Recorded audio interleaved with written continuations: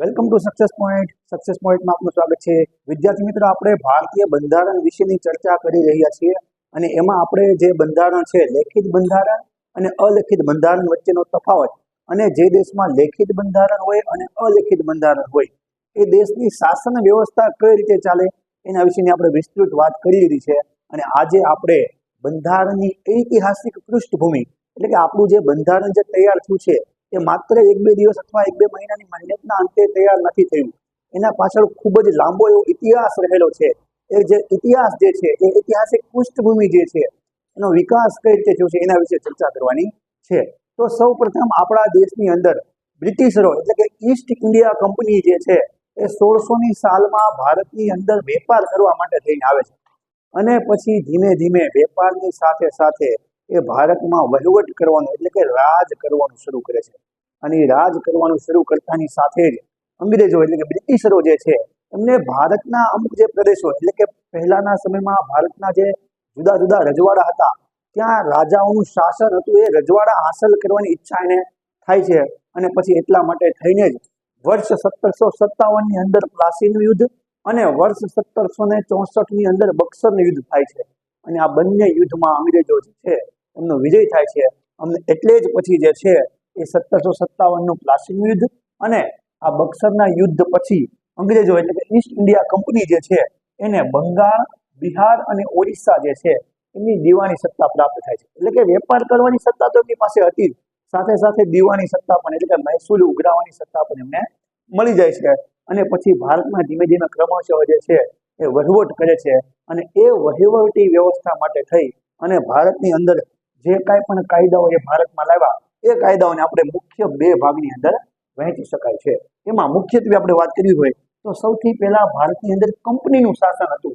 Company જે છે એ વહીવટ ચલાવતી હતી. તો એ હતું ઈસ્ટ ઇન્ડિયા કંપનીનું શાસન, જે વર્ષ 1773થી લઈ અને વર્ષ 1858 સુધી રહ્યું. અને ત્યારબાદ જે છે એ ડાયરેક્ટ શાસન, એટલે કે આપણે ડાયરેક્ટ નેતૃત્વ અંગ્રેજ સરકારમાંથી કરવામાં આવે, અને એટલે કે એને કહેવાય છે બ્રિટિશ તાજનું શાસન. એટલે તાજના શાસન હેઠળ આપણે ડાયરેક્ટ આવી ગયા હતા. તો આ બંને શાસન વ્યવસ્થાની અંદર જે કાંઈ પણ ધારાઓ, જે કાંઈ પણ એક્ટ ભારતમાં આવ્યા, એમની આપણે વિગતવાર ચર્ચા કરવાની છે. તો સૌ પ્રથમ કયો ધારો ભારતમાં આવ્યો? સૌ પ્રથમ વર્ષ 1773ની અંદર નિયામક ધારો જે છે એ ભારતની અંદર આવે છે.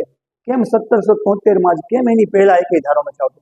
તો કે ભાઈ, આ જે 1757 અને 1764ના યુદ્ધ બાદ ભારતમાં મહેસૂલ ઉઘરાવવાની સત્તા શરૂ કરે છે. એટલે પછી અંગ્રેજ સરકારને એવું લાગ્યું કે કંપની ઉપર આપણે કંઈક થોડા ઘણા અંકુશો મૂકવા પડશે. અને એ અંકુશો માટે થઈ અને જે નીતિ નિયમો બનાવી અને લેખિત સ્વરૂપે ભારતમાં મોકલે છે, એ નીતિ નિયમો જ એટલે આપણો જે છે એ નિયામક ધારો, અને અંગ્રેજીમાં જેને આપણે રેગ્યુલેટિંગ એક્ટ તરીકે ઓળખીએ છીએ.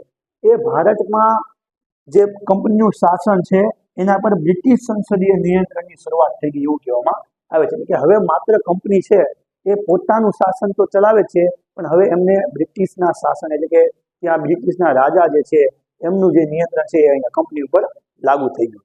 શું શું જોગવાઈઓ, શું શું નીતિ નિયમ આવે છે, ખાસ જાણવાના છે. તો સૌથી પહેલા બંગાળનો ગવર્નર છે. એ સમયે બંગાળમાં માત્ર ગવર્નર હતા. જુદા જુદા જે પ્રદેશો છે એ પ્રદેશોમાં ગવર્નર હતા. એમાં સૌથી મોટો જે પ્રદેશ હતો એ બંગાળ છે એવું કહી શકાય. અને એ જે બંગાળના ગવર્નર છે એને ગવર્નર જનરલ ઓફ બેંગાલ બનાવ્યો.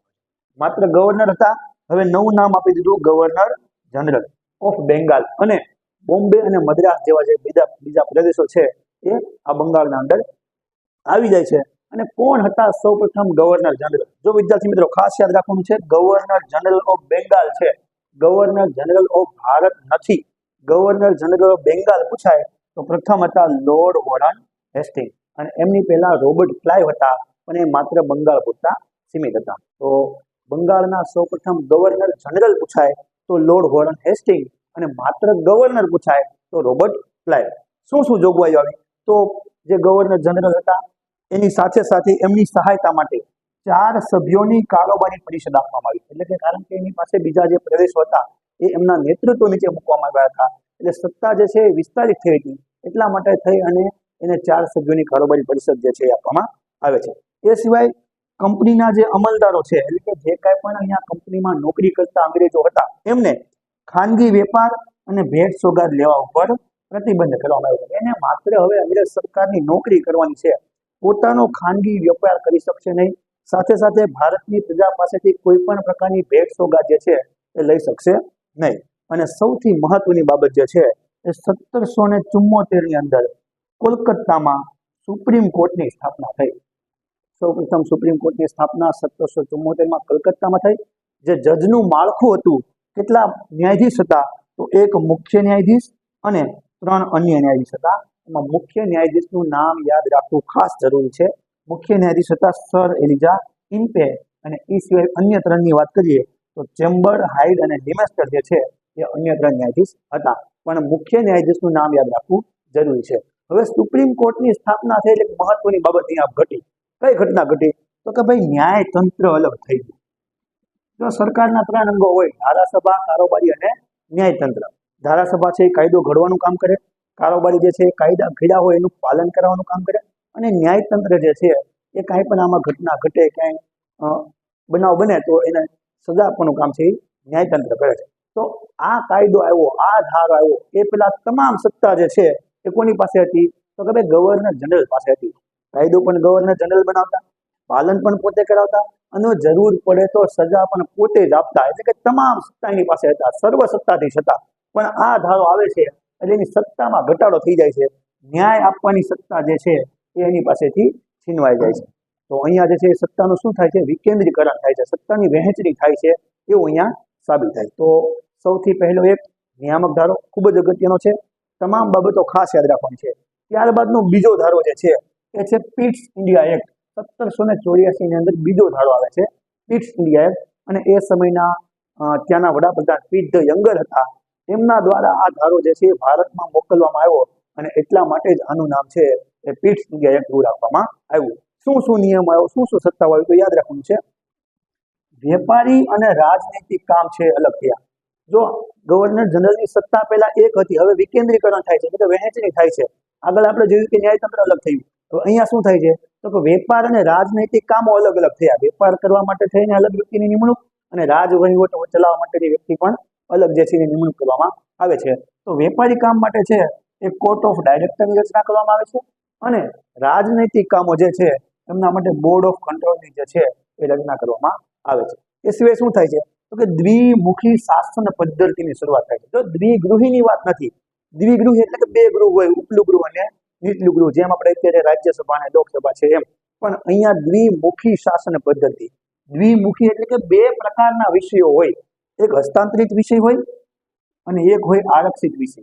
હસ્તાંતરિત વિષય એટલે કે એમાં રાજ્યનો ફાળો મહત્વનો હોય, રાજ્યને પૂછપરછ કરવામાં આવે અને પછી નિયમોમાં ફેરફાર થાય. અને આરક્ષિત વિષય એટલે અંગ્રેજ સરકાર જે છે એ કોઈને પૂછશે નહીં, પણ પોતાની રીતે જેમાં ફેરફાર લાવવાના હોય એ લાવી દેશે. આવી જે પદ્ધતિ હોય એને શું કહેવાય? દ્વિમુખી શાસન પદ્ધતિ. 2 પ્રકારના વિષયો હોય, હસ્તાંતરિત અને આરક્ષિત. એ સિવાય શું થયું? તો જે ગવર્નર જનરલ છે એ બ્રિટિશ એજન્ટ બની ગયા. અત્યાર સુધી ગવર્નર જનરલ પાસે તમામ સત્તા હતી, પણ આ ધારો આવે એટલે ગવર્નર જનરલ જે છે એ બ્રિટિશ સરકારના માત્ર એજન્ટ બનીને રહી જાય છે. એમને કોઈ પણ નિર્ણય પોતાની રીતે લેવાના રહેતા નથી, બ્રિટિશ સરકારને આધીન થઈ જાય છે. એને જ કહેવાય બ્રિટિશ સરકારના એજન્ટ. એ સિવાય શું થયું? તો કે કંપની હસ્તગતના ભારતીય પ્રદેશ, એટલે કે જે પ્રદેશો ઉપર કંપનીનું રાજ હતું, વહીવટ ચલાવતા હતા, એવા જે ભારતીય પ્રદેશો છે એને કંઈક નામ આપવામાં આવ્યું. શું નામ આપવામાં આવ્યું? તો બ્રિટિશ અધિકૃત ભારતીય પ્રદેશ, બ્રિટિશ પોઝેશન ઇન ઇન્ડિયા, આવું જે છે એ કંઈક નામ આપવામાં આ ધારા અંતર્ગત આવ્યું. અને એ સિવાય ગવર્નર જનરલની જે કારોબારી પરિષદ છે, આપણે આગળ જોયું કે ગવર્નર જનરલની કારોબારી પરિષદમાં 4 સભ્ય હતા. આ ધારો આવે છે તો 4 માંથી કેટલા સભ્ય થઈ જાય છે? 3 સભ્ય. અને એમાંથી પણ એક સભ્ય જે છે એને મુખ્ય સેનાપતિ બનાવવામાં આવે છે. ત્યારબાદનો ધારો જે છે એ છે વર્ષ 1793 ની અંદર ચાર્ટર એક ભારતમાં આવે છે. હવે ચાર્ટર શબ્દ સાંભળતા તમને થાય કે ચાર્ટર શું છે? ચાર્ટર એક પ્રકારનો રાજલેખ છે, આજ્ઞાપત્ર કહેવાય. તો આ જે ચાર્ટર એટલે કે શું? તો કે કોઈ પણ એક ધારાગૃહ છે એ કોઈ એક બાબત માટે થઈ અને વારંવાર એમાં કાયદા બનાવે, તો એ જે બાબત હોય એને શું કહેવામાં આવે? ચાર્ટર કહેવામાં આવે. તો સૌ પ્રથમ ચાર્ટર એક્ટ જે છે એ 1793 ની અંદર આવે છે. અને ઈસ્ટ ઇન્ડિયા કંપનીનો આ પ્રથમ ચાર્ટર એક્ટ હતો. શું જોગવાઈ? ખૂબ જ નાની એવી નજીવી બાબત યાદ રાખવાની છે. તો અહીંયા યાદ રાખવાનું છે કે કંપનીના જે કર્મચારીઓ છે એમને વેતન ભથ્થા એટલે કે જે પગારની ચૂકવણી થતી હતી એ જે છે કંપનીના ભારતીય કોષમાંથી કરવાની છે, એટલે કે અંગ્રેજ સરકાર ચૂકવશે નહીં. અહીંયા એમનો જે ભારતનો જે કોષ છે, ભારતનું જે ભંડોળ છે, એમાંથી જ એમના પગાર જે છે એ ચૂકવવાના છે. અને એ સિવાય કંપનીની જે વેપાર કરવાની ઇજારાશાહી હતી એ જે છે એ 20 વર્ષ સુધી લંબાઈ દેવામાં આવે છે. તો આટલી બાબત જે છે એ મહત્વની છે. ત્યારબાદનો મહત્વનો એક્ટ છે ચાર્ટર એક્ટ 1813. ચાર્ટર એક્ટ 1813 ની અંદર શું શું બાબતો આવી હતી એને આપણે વિગતવાર જોવાની છે. તો સૌથી પહેલા યાદ રાખવાનું છે, કંપનીએ પોતાની મોનોપોલી દૂર કરી. તો અહીંયા કંપનીની પાસે મોનોપોલી, શું મોનોપોલી હતી? તો કંપની જે છે એ વિદેશી કંપનીઓને ભારતમાં વેપાર કરવા માટે આવવા દેતી નહીં. પણ આ ધારો આવતાની સાથે એવો સુધાર આવ્યો કે વિવિધ કંપની જે છે એ ભારતમાં આવી શકશે. પણ અહીંયા એને જે છે ચા અને ચાઇના સિવાય પોતાની મોનોપોલી દૂર કરી, પણ ચા અને ચાઇનાની બાબતમાં જે છે મોનોપોલી ચાલુ રાખી. એટલે કે જે કાંઈ પણ કંપનીઓ ભારતમાં વેપાર કરવા માટે આવશે એમને ચા સાથેનો વેપાર અને ચાઇના સાથેનો વેપાર જે છે એ કરવાની પરવાનગી આપવામાં આવશે નહીં. બાકી જે વેપાર છે એ કરી શકશે. અને મોનોપોલી દૂર કરતાની સાથે જ વિવિધ કંપનીઓ જે છે એ ભારતમાં શું આવશે? વેપાર કરવા માટે થઈને આવશે. અને વિવિધ કંપની ભારતમાં આવશે એટલે શું થશે? તો કે ભાઈ એ સમયમાં ભારતની અંદર ઔદ્યોગિક વિકાસ હતો નહીં, ભારતમાં એટલી બધી મશીનરીઓનો વિકાસ હતો નહીં, પરંતુ વિદેશમાંથી જે કંપની ભારતમાં આવતી હતી એ બધી ઔદ્યોગિક રીતે વિકસિત હતી અને ઘણી બધી મશીનરીઓ પોતાની સાથે લઈને ભારતમાં આવતી હતી. એટલે જે વસ્તુ ભારતમાં ઉત્પાદિત થતી એ બધી હસ્તકલાની અને હાથ વણાટની વસ્તુઓ હતી. જ્યારે કંપનીઓ જે છે એ મશીનમાં વસ્તુ બનાવતી એટલે ખૂબ જ ઝડપથી ઓછા સમયમાં અને સસ્તી વસ્તુ જે છે એ ઉત્પાદિત થતી હતી. અને એટલા માટે થઈને શું થયું? તો ભાઈ ભારતીય હસ્તકલા જે છે એનું શું થાય છે? પતન થાય છે, ખાડે જાય છે. અને સાથે સાથે શું થાય છે? તો ભાઈ ખ્રિસ્તી ધર્મના મિશનરીઓ જે છે, પાદરીઓ જે છે એ ભારતની અંદર પોતાના ધર્મનો પ્રચાર કરવા માટે થઈ અને ભારતમાં શું થાય છે? આવે છે. તો આટલી જે બાબત જે છે એ ચાર્ટર એક્ટ 1813 આપણે યાદ રાખવાની છે. ત્યારબાદનો મહત્વનો ધારો, મહત્વનો એક્ટ જે છે અતિ અગત્યનો છે ચાર્ટર એક્ટ 1833, જેને સેન્ટ હેલેના એક્ટ તરીકે પણ ઓળખવામાં આવે છે.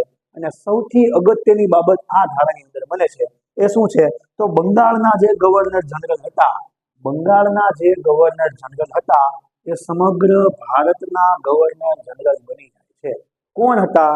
Lord William Bentinck. આની પહેલા અગાઉ આપણે જોયું કે ભાઈ બંગાળના ગવર્નર હતા એ ગવર્નર જનરલ બને છે. અને એ કોણ હતા? Warren Hastings. પણ એ માત્ર બંગાળ પૂરતા સીમિત હતા. પણ આ ધારો આવતા લોર્ડ વિલિયમ બેન્ટિક જે છે એ સમગ્ર ભારતના ગવર્નર જનરલ બની જાય છે. અને બોમ્બે અને મદ્રાસના ગવર્નર પાસેથી ધારાકીય સત્તાઓ દૂર થઈ જાય છે. એટલે અત્યાર સુધી કાયદા બનાવવાની સત્તા હતી એ પોતાની પાસે હતી. આ ધારો આવતાની સાથે ધારાકીય સત્તાઓ પર શું થઈ જાય છે? દૂર થઈ જાય છે. અને અતિ અગત્યની બાબત, આપણા ભારતનો જે મહત્વનો કાયદો છે આઈપીસી એટલે કે ઇન્ડિયન પિનલ કોડ, હવેથી આપણે એને ભારતીય ન્યાય સંહિતા 2023 તરીકે ઓળખીએ છીએ. એ કાયદો બનાવવા માટે થઈ અને સૌપ્રથમ કાયદા પંચની નિમણૂક જે છે એ ચાર્ટર એક્ટ 1833 અંતર્ગત કરવામાં આવે છે. અને એના અધ્યક્ષ કોને બનાવવામાં આવે છે? તો લોર્ડ થોમસ બી મેકોલ જે છે એ કાયદા પંચના અધ્યક્ષ બને છે. એ સાથે સાથે ભારતની અંદર સિવિલ સર્વિસની શરૂઆત થાય છે. એટલે કે સ્પર્ધાત્મક પરીક્ષા માટેની જે સિવિલ સર્વિસ હોય એમની શરૂઆત આ ધારાની અંતર્ગત થાય છે. પણ બોર્ડ ઓફ કંટ્રોલ અને કોર્ટ ઓફ ડાયરેક્ટર જે છે એ આને સફળ થવા દેતા નથી. એટલે કે શરૂઆત થાય છે, એની કોશિશ થાય છે, પણ એ કેવી રહે છે? નિષ્ફળ રહે છે. અને એ સિવાય ભારતની અંદર અંગ્રેજી શિક્ષણ પદ્ધતિની શરૂઆત જે છે એ આ ધારા અંતર્ગત થાય છે. ત્યારબાદ સૌથી છેલ્લે આવનાર ચાર્ટર એક્ટ જે છે એ ચાર્ટર એક્ટ જે છે ચાર્ટર એક્ટ 1853 એ સૌથી છેલ્લે આવે છે. અને એમાં શું શું સુધાર આવે છે? તો ખાસ યાદ રાખવાનું છે, ધારાકીય અને કારોબારી અંગ જુદા થયા. અગાઉ આપણે જોયું હતું કે ન્યાયતંત્રનું અંગ જે છે એ જુદું થઈ જાય છે. પણ આ ધારો આવતાની સાથે શું થાય છે? ધારાકીય અને કારોબારી અંગ જુદા થાય છે. અને ધારાકીય સભ્ય છે એની અંદર 6 સભ્યોનો ઉમેરો થાય છે. અને ઇન્ડિયન લેજિસ્લેટિવ કાઉન્સિલ જે છે એના તરીકે આપણે એને ઓળખીએ છીએ. એ સિવાય મહત્વની બાબત જે છે તો વર્ષ 1854 ની અંદર સિવિલ સેવા માટે લોર્ડ મેકોલની ભલામણ હેઠળ પ્રથમ વખત નાગરિક સેવા માટેની સ્પર્ધાત્મક પરીક્ષાનું આયોજન થાય છે, જેની આપણે અત્યારે તૈયારી કરી રહ્યા છીએ. એવી કોમ્પિટિટિવ એક્ઝામની શરૂઆત જે છે એ વર્ષ 1854 ની અંદર થઈ ગઈ હતી. અને શરૂઆત કરાવનાર વ્યક્તિ જે છે એ કોણ હતા? તો લોર્ડ મેકોલ જે છે એ શરૂઆત કરાવનાર વ્યક્તિ હતા.